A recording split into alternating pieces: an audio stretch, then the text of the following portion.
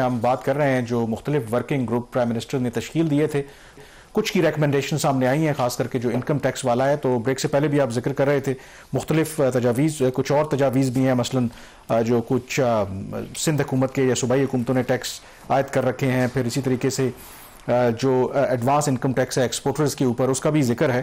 تو ایک کافی کمپریہنسو یہ تجاویز سامنے آئی ہیں، اور جو آپ ذکر رہے تھے کہ عام طور پر پہلے بھی کمیٹیاں ورکنگ گروپس بنتے رہے ہیں، تو اٹ اپیئرز کہ انہوں نے کافی گراؤنڈ ورک اس میں کیا ہے. بالکل ایسا نہیں ہے کہ ایک ہیئر سے کے اوپر، یا سم ٹائم ہوتا ہے نا کہ ایک سیٹ آف پروپوزلز دے دیے ہیں، لیکن جب آپ امپلیمنٹ کرنے جائیں تو گورنمنٹ کے لیے نہیں بڑا اچھا کام ہوا ہے. اور یہ وہ سارے لوگ ہیں جو ایکسپیرینس ہے، جو خود ان سیکٹرز میں کام کرتے رہے. جیسے ایک ورکنگ گروپ کا مصدق ذوالقرنین صاحب جو ہیں وہ چیئر کر رہے ہیں، اور ان کی ریکمنڈیشنز تھی، چونکہ وہ خود ایکسپورٹرز بھی ہیں، بہت بڑے انڈسٹریلسٹ بھی ہیں. ایک وہ سلیم شہزاد صاحب چیئر کر رہے ہیں، پھر ثاقب شرازی صاحب ہیں جو خود ایک بہت بڑے انڈسٹریلسٹ ہیں. تو یہ وہ لوگ ہیں جن کا یہ کام ہے. اور ہمارے جیسے ہم بریک سے پہلے بھی بات کر رہے تھے، جو آپ کے سرمایہ دار ہیں ان کو عزت دیں، ان کو چور مت سمجھیں، ان کا جو ایکسپیرینس سے بینیفٹ اٹھائیں. لیکن میں یہ بالکل نہیں کہہ رہا کہ آپ ان کو کوئی بیسٹ انٹرسٹ ان کو دیں، ان کا جو لیڈ کیپچر اس کو سپورٹ کریں. ایٹ لیسٹ ان کی بات سن لیں. جب ہم جیسا بندہ جو مڈل کلاس کا بندہ وہ یہ کہہ رہا ہے کہ آپ زیادتی کر رہے ہو، یار یہ مت کرو، کسی کو اس بات پہ سزا مت دو کہ وہ ارب پتی ہے. تو یہ اپروچ غلط ہے. اب یہ جو ود ہولڈنگ ٹیکسز بھی ہیں جو بہت سارے کامران، اس کے حوالے سے بھی بڑی اچھی ان کی ایک تجویز ہے کہ جتنے بھی ود ہولڈنگ ٹیکسز ہیں، آپ کو پتا ہے کہ پاکستان میں فائلر اور نان فائلر کا کانسیپٹ ہے. کچھ ایسے ٹیکس ہیں جس کے اوپر انہوں نے جو ود ہولڈنگ فائلر کا کانسیپٹ اپلائی نہیں کیا ہوا. تو ان کی یہ تجویز ہے کہ جہاں بھی آپ نے فائلر اور نان فائلر کا کانسیپٹ اپلائی نہیں کیا ہوا، بجائے اس کے ایگزسٹنگ ریٹس کو آپ ڈبل کر دیں، آپ جو ایگزسٹنگ ریٹس ہیں اس کو فائلر کے لیے آدھا کر دیں. ایک تو یہ چیز. پھر اور بہت سارے ایسے ود ہولڈنگ ٹیکس ہیں، ایسے گوڈس ہیں، ٹول مینوفیکچرنگ ہے، سروسز ہیں، پروفیشنل سروسز کے اوپر 15% ٹیکس کو 7.5% کر دیں. ایئر کارگو ہے، ٹیلی کامز ہیں، ان کے اوپر ان کا جو ود ہولڈنگ ٹیکسز ہیں اس کو آپ کم کریں. اب آپ نے بات کی کچھ ایسے ٹیکسز ہیں جو ایسے کاسٹ آف ڈوئنگ بزنس بڑھا رہے ہیں جس کو گورنمنٹ کو فائدہ بھی اس کا نہیں ہو رہا. اور پھر جس کا جو انٹینڈنٹ پرپسز اس کے تھے، جیسے ورکرز کے حوالے سے ورکرز ویلفیئر فنڈ ہے، ورکرز پارٹیسپیشن فنڈ ہے، کچھ 6-7% یہ دونوں ٹیکس ملا کے بن جاتے ہیں. اب یہ جو پیسہ ہے کامران، یہ جو ہے کیا ورکرز تک پہنچ رہا ہے؟ میرا تو نہیں خیال پہنچ رہا ہے. ای او بی آئی کا ایک ادارہ بنا، اس کے تھرو یہ خرچہ ہوتا ہے. اس کی ای او بی آئی کیسے اس کو آپریٹ کرتا ہے کیسے نہیں کرتا، وہ ایک سیپریٹ ایک سٹوری ہے. بٹ یہ اس پہ تجویز یہ ہے کہ اس کا جو ورکرز پارٹیسپیشن فنڈ اور ورکرز ویلفیئر فنڈ جو ہے، اس کے جو ٹیکسز ہیں یہ ختم کر دیے جائیں. یہ غالباً ہو بھی سکتا ہے. اس میں شاید آئی ایم ایف کو بھی اتنا مسئلہ اس لیے نہ ہو کیونکہ یہ part of the F B R collection نہیں ہے. ایف بی آر کے تھرو کلیکٹ تو یہ ہوتا ہے، لیکن اس کی جو کلیکشن ہے اس کا یہ حصہ نہیں ہے. پھر تیسرا اس کے اندر ایک اور جو ہے، جیسے آپ نے کہا کہ سندھ انفراسٹرکچر سیس لگا ہوا 1.9% کا، پنجاب نے بھی ایک انفراسٹرکچر سیس 0.9% کا لگایا ہوا ہے، اس کو ختم کرنے کی تجویز ہے. پھر جی ایس ٹی ہے بلڈنگ مٹیریلز کے اوپر اور کنٹریکٹر کنسٹرکشن سروسز کے اوپر، اس کو انہوں نے ختم کرنے کی بات کی ہے. اس کو 17 ارب روپے کا امپیکٹ ہے.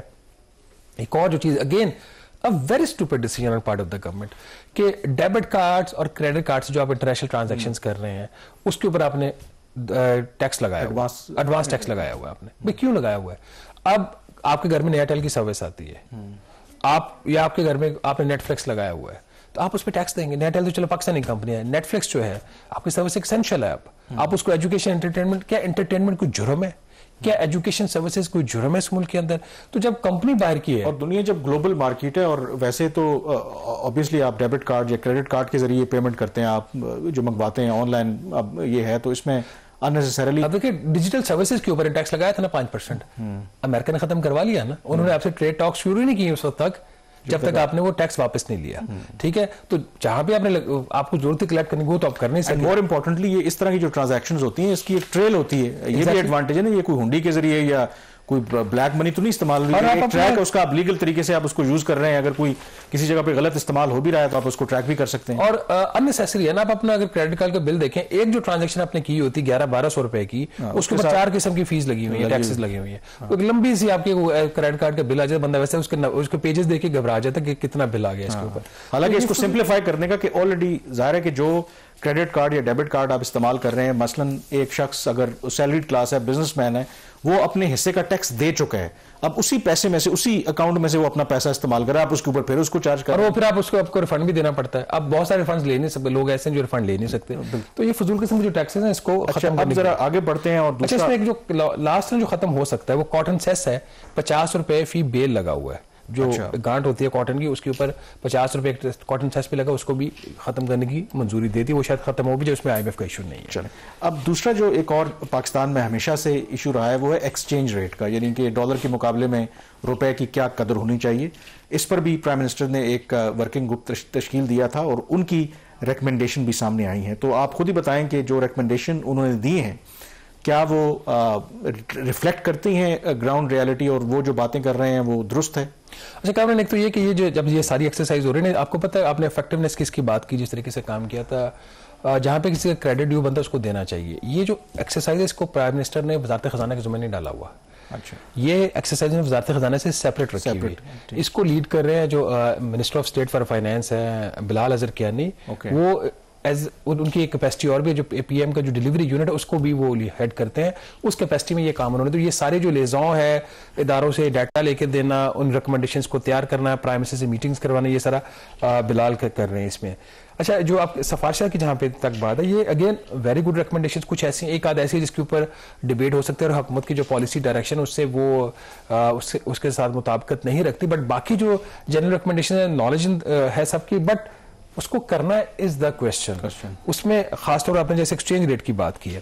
اب ایکسچینج ریٹ کی پاکستان میں اس کے اوپر بڑی ویوز ہیں. اس میں کہا جاتا ہے کہ بہت زیادہ ایکسپرٹس ہیں, وہ لوگ بھی, حکومت کا یہ موقف ہے کہ وہ لوگ بھی اس پہ ایکسپرٹ بنے ہوئے جن کا کام نہیں ہے. ایک سمپل سی چیز ہے کہ جو مارکیٹ میں جو ڈیمانڈ اور سپلائی کا اگر پرنسپل ہے تو اس کے مطابق ہونا چاہیے. اب ڈیمانڈ اور سپلائی کا جو پرنسپل ہے کیا وہ ٹرولی اپلائی ہو رہا ہے یا نہیں, اور یہ بھی ایک سوال ہے. اس وقت اسٹیٹ بینک آف پاکستان جو ہے سالانہ کوئی $8.5 ارب مارکیٹ سے خرید رہی ہے. تو اسٹیٹ بینک کیوں خرید رہی ہے؟ اگر اسٹیٹ بینک پمپ نہیں مارکیٹ میں کر سکتی تو خرید بھی کیوں رہی ہے؟ خرید اس لیے رہی ہے کہ باہر سے قرضہ نہیں آ رہا. تو جس کو گورنر اسٹیٹ بینک نے کہا یہ اسٹریٹجک موو ہے, ہم قرض جو بڑھ رہا تھا اس کو روکنے کے لیے خریدنے, پر اس کا ایک نقصان ہے. نقصان یہ کہ آپ کے روپے کی قدر کے اوپر ایک اننیسیسری دباؤ آپ نے روپے کو رکھا ہو, جس کی وجہ سے آج جو $280 روپے کا ایک ڈالر ہے وہ ہو سکتا ہے اگر یہ خریداری نہ ہو 250-260 کا ہو. تو اگر آپ خریداری ایڈ کر لو تو پھر یہ 280 کا نہیں ہے. اس کے حوالے سے ان کی سفارش یہ ہے کہ ایک ان کا بیرومیٹر ہے ریئل افیکٹو ایکسچینج ریٹ, کہ پاکستان کا جو ایکسچینج ریٹ ہے اس کی ویلیو ان دنیا کے ممالک کے ساتھ جن کے ساتھ پاکستان تجارت کرتا ہے, ان کی جو مہنگائی کی ایک ویٹڈ ایوریج بنتی ہے, اس سے اگر ایڈجسٹ کیا جائے تو اس کی کیا ویلیو ہے. اس کے مطابق جو پرائم منسٹر کو بتایا گیا, اور یہ ریئل افیکٹو ایکسچینج ریٹ جو ہے اس کو اسٹیٹ بینک آف پاکستان اس کو پبلکلی ریلیز بھی کرتا ہے, تو اس کے مطابق اس کی جو ویلیو ہے وہ کوئی آج جو روپے کی قدر $280 ہے, جو PM کو بتایا گیا کہ آپ کا روپیہ جو ہے وہ 4% اوور ویلیو ہے, میننگ دیر بائی کہ $11 اس کی قدر زیادہ ہونی چاہیے. اگر 280 کا تو یہ 292 روپے کا ہونا چاہیے, یہ پرائم منسٹر کو بتایا گیا. بٹ ان کو ویلیو نہیں بتائی گئی. انہوں نے کہا جی کہ آپ اس کو ریئل افیکٹو ایکسچینج ریٹ کے ساتھ لنک کر دیجیے. لیکن یہ جو آپ نے کہا ہے اب یہ کون سی کیلکولیشن ٹھیک ہے؟ کیونکہ اس سے پہلے تو حالانکہ یہ ہے کہ شاید یہ روپے کو جو ہے وہ اس طریقے سے ڈالر کو جو اوور ویلیو رکھا گیا ہے. ایک پوائنٹ آف ویو تو یہ ہے کہ ایکچوئل تو جو ایکسچینج ریٹ ہونا چاہیے وہ 280-81 نہیں بلکہ اس سے کم ہونا چاہیے. تو یہ انہوں نے جو فارمولا لگایا تو کون سا فارمولا ٹھیک ہے؟ یہ اسٹیٹ بینک آف پاکستان کا ہے, ٹھیک ہے. اب لیکن اس کے اوپر بھی ایک سوال ہے کہ جو ریئل افیکٹو ایکسچینج ریٹ ہے وہ کس حد تک ریئلسٹک ہے. جو basically real effective exchange rate کا جو RER کا جو ایک نمبر اسٹیٹ بینک ریلیز کرتا ہے وہ 2010 کا جو انڈیکس ہے اس سے وہ کمپیئر کرتا ہے. 2010 میں اگر ایک جو انڈیکس کی ویلیو 100 تھی آج وہ 104 ہے. وہ بھی اتنا ٹرانسپیرنٹ میکانزم نہیں ہے. تو ایک تو یا تو یہ اسٹیٹ بینک آف پاکستان اس کو جو ہے وہ ٹرانسپیرنٹ کرے. دوسری اس کے اندر کامران تجویز یہ ہے کہ اب یہ ہوتا ہے یا نہیں ہوتا, کیونکہ اس کے اوپر کافی آپ کو پتا ہے کہ پاکستان میں یہ بھی ایک جو ہے وہ ایشو ہے بہت بڑا کہ روپے کی قدر کیا, اور جیسے ڈی ویلیویشن ہوتی ہے پھر اس کی وجہ سے مہنگائی, پھر پولیٹیکل کرٹیسزم, پھر PTI شو ڈالتی ہے تو گورنمنٹ گھبرا جاتی ہے. اچھا, اس کے اندر اب دوسری جو چیز ہے وہ انٹرسٹ ریٹ کی. انٹرسٹ ریٹ کا بھی انہوں نے جو تجویز دی ہے ورکنگ گروپ نے, اور وہ یہ ہے کہ آپ جو شرح سود ہے اسٹیٹ بینک آف پاکستان کی اس کو آپ لنک کریں مہنگائی کی رفتار کے ساتھ بڑھنے کی. آج مہنگائی بڑھنے کی رفتار 6% گلوبلی ایکسیپٹڈ پریکٹس ہے نا, یہی مہنگائی کے ساتھ لنکڈ ہوتی ہے. مطلب IMF کی اپنی جو کتابیں ہیں ان کو جو پاکستان میں وہ IMF اپلائی نہیں کرتا, وہ کہتا ہے کہ ہم جو ڈکٹیٹ کریں گے آپ نے وہ کرنا ہے. اس حوالے سے جنرل سرفراز نے بھی بات کی جو SIFC کے نیشنل کوآرڈینیٹر ہے, پرائم منسٹر آف پاکستان نے بات کی ہے, وزیر خزانہ نے بات کی ہے, لیکن سب سے اوپر مشن چیف IMF کی جو ہے وہ ہے, ان کی بات زیادہ سنی جاتی ہے سب لوگوں سے. تو جو اسٹیٹ بینک ہے وہ انٹرسٹ ریٹ کو کم نہیں کر رہا, ابھی بھی انہوں نے نہیں کیا, اس کو مینٹین رکھا ہوا ہے. 11% آپ کا انٹرسٹ ریٹ ہے, انفلیشن ریٹ آپ کا 6% ہے, آپ کا جو کور انفلیشن ہے وہ بھی آپ کا کوئی 7% کی رینج میں آ جاتا ہے ایوریج. تو ایٹ لیسٹ 2 سے 3% انٹرسٹ ریٹ میں کمی کی گنجائش ہے جو کہ اسٹیٹ بینک نہیں کر رہے ہیں. کہ یہ ریکمنڈیشن ہے کہ جو انفلیشن کا ریٹ آپ اسے اس کو لنک کر دیجئے. اچھا اس میں بہتر یہ ہوتا ہے کہ آپ کور کے ساتھ کر دیں تاکہ اس میں جو ایگزوجنس فیکٹرز ہوتے ہیں وہ سارے نکل جاتے ہیں. ایک اور جو ان کی اہم تجویز ہے, نہیں اس سے پہلے کہ آپ آگے بڑھیں, فار ایگزامپل اگر واقعی اس کو انفلیشن کے ساتھ لنک کرتے ہیں تو آج افیکٹو ایکسچینج ریٹ پھر کیا ہونا چاہیے؟ دیکھیں آپ کا پازیٹیو ہونا چاہیے, انفلیشن پازیٹیو ہونا چاہیے. انفلیشن اگر 6% ہے 8% کر دیں, 2% منافع بہت ہے.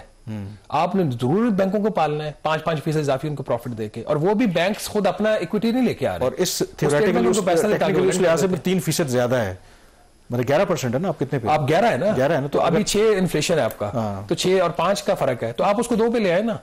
فرق کو 2 پہ لے آئے, 3% کم کر دیں. 1% آپ کا انٹرسٹ ریٹ کم ہوتا ہے تو کتنا قرضہ آپ کا کم ہوتا ہے؟ 350 روپیہ جو انٹرسٹ کاسٹ ہے, جو انٹرسٹ کاسٹ ہے, ڈیٹ سروسنگ کاسٹ ہے, وہ کم ہو جاتی ہے.